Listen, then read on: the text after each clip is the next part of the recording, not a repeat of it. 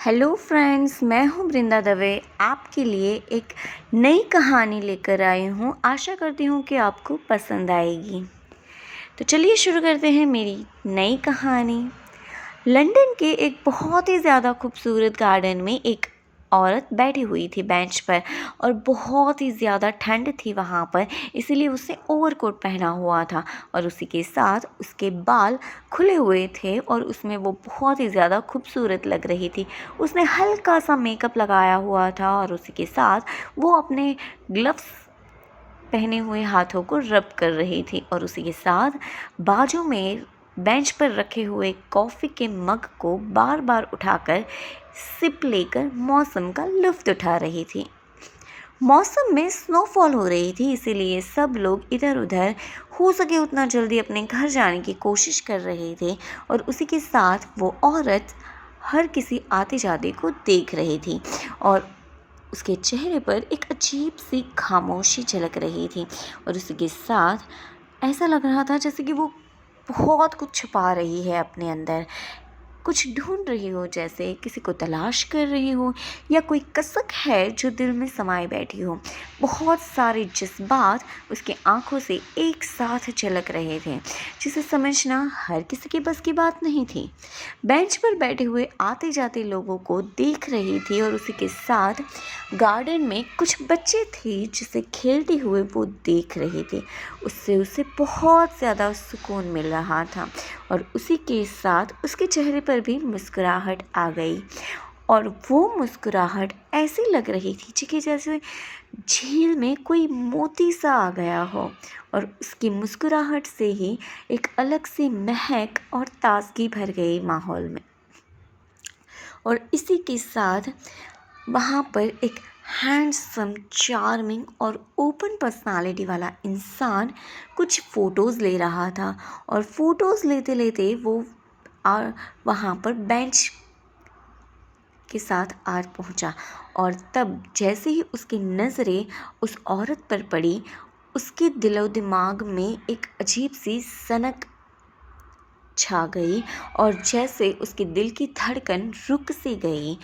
उसने जैसे ही उस औरत को देखा, उसकी आंखें वहीं पर गड़ गई और उसी के साथ वो औरत भी तुरंत खड़ी हो गई और उसके ढेरों जज्बात जैसे उसकी आंखों की गवाही दे रहे हो।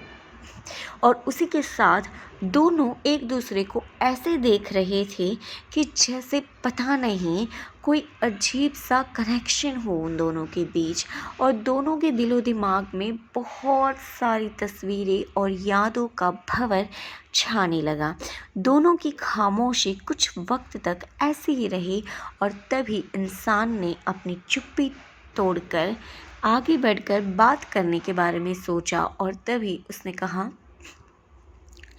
क्या बात है, तुम तो आज भी उतनी ही ज़्यादा खूबसूरत लग रही हो जितनी कि पहले लगा करती थी।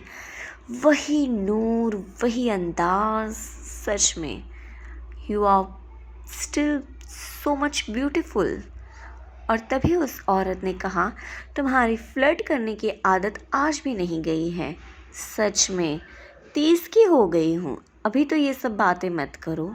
और तभी उस इंसान ने कहा मुस्कुराते हुए, तुम 30 की हो जाओ चाहे 60 की, मेरे लिए तो तुम हमेशा 21 की ही रहोगी।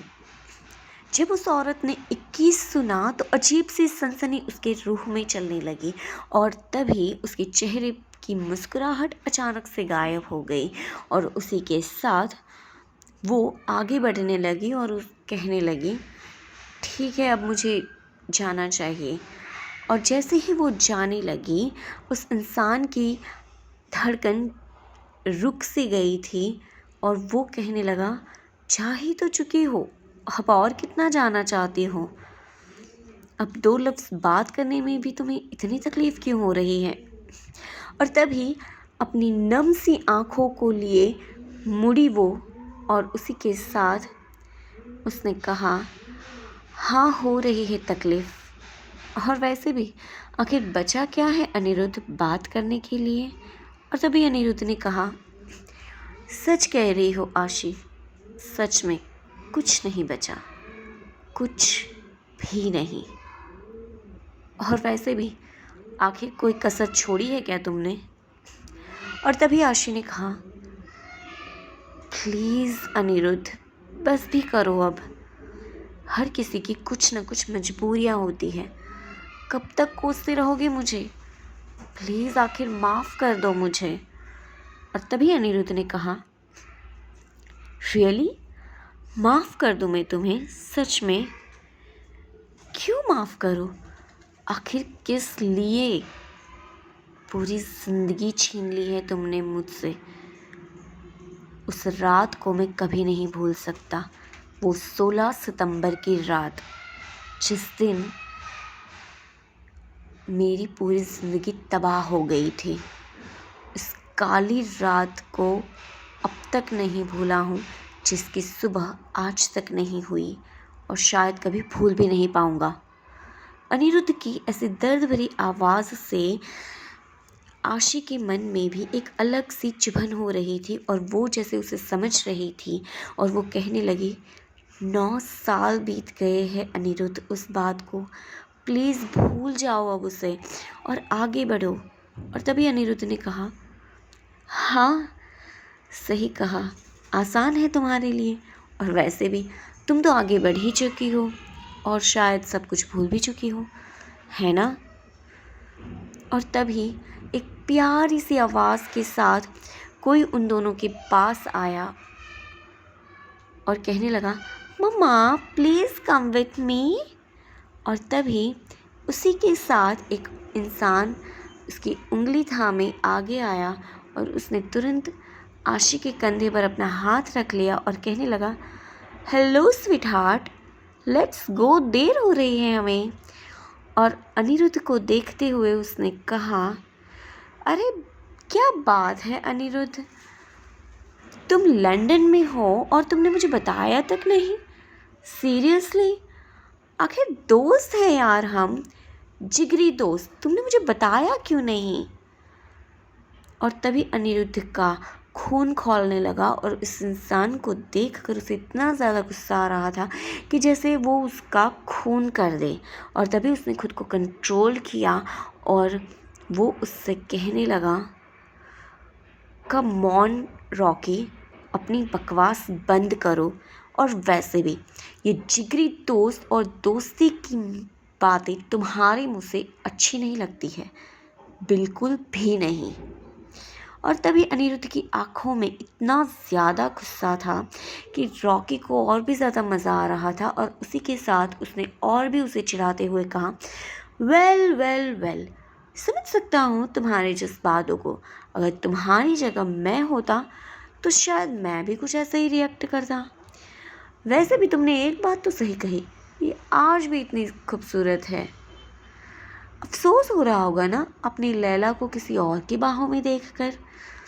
अब अनिरुद्ध का गुस्सा 7वें आसमान पर पहुंच चुका था और उसे इतना गुस्सा आ रहा था कि उसने जाकर रॉकी का कॉलर पकड़ लिया। और तभी आशी ने उन दोनों को शांत करते हुए रोकने की कोशिश की और तभी अनिरुद्ध रुक गया और उसने कहा, अपनी हद में रहो।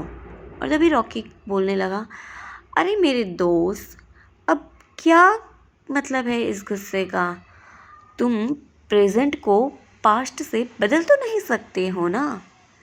भूल जाओ सब कुछ, आशी सही कह रही है, अब ये मेरी हो चुकी है हमेशा हमेशा के लिए।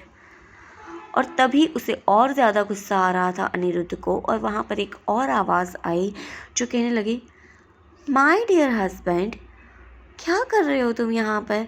मैं कब से तुम्हारा इंतज़ार कर रही हूँ वहाँ पर। और वैसे तुम किन लोगों से उलझ रहे हो? ये लोग लायक नहीं हैं उस चीज़ के। और वैसे भी डियर, हम लोग यहाँ पर हमारा क्वालिटी टाइम स्पेंड करने आए हैं, तुम मूड ख़राब कर रहे हो। और आशी उसे सुनकर हक्की बक्की रह गई और उसे अंदाज़ा तक नहीं था कि उसकी बेस्ट फ्रेंड माही ने अनिरुद्ध से शादी कर ली है।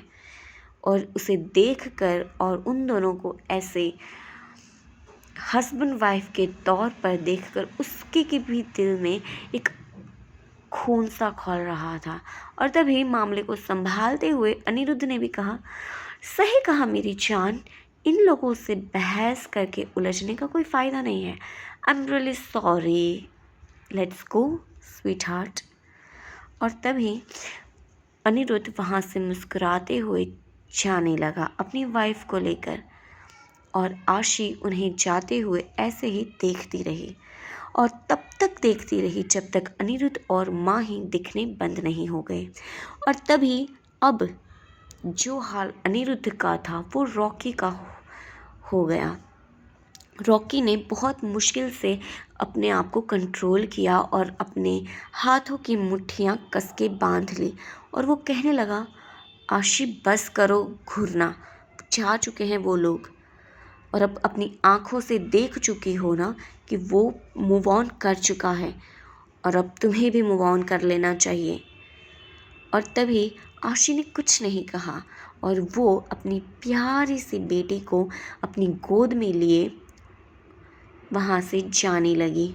और तभी रॉकी का गुस्सा और भी ज़्यादा बढ़ गया और वो भी अपना पैर पटकते हुए उन्हीं के साथ आगे बढ़ने लगा। आखिर क्या बात है रॉकी का आगे बढ़ने से, और क्या हुआ था 16 सितंबर को ऐसा कि अनिरुद्ध की बहुत सारी काली यादें जुड़ी हैं। इनफैक्ट वो उस दिन को, उस रात को ऐसी काली रात समझता है जिसकी सुबह आज तक नहीं हुई। आखिर कौन से ऐसे घाव छिपे हैं इन लोगों के बीच जिसे आज उन लोगों को इतनी तकलीफ़ हो रही है, इतनी दर्द महसूस हो रहा है। आखिर आगे की कहानी जानने के लिए मेरे नेक्स्ट एपिसोड का इंतज़ार कीजिए। और अगर आपको मेरी कहानी पसंद आई हो तो प्लीज़ इसे लाइक, सब्सक्राइब और शेयर कीजिए। मिलते हैं नेक्स्ट एपिसोड में। Bye. I hope you like my story.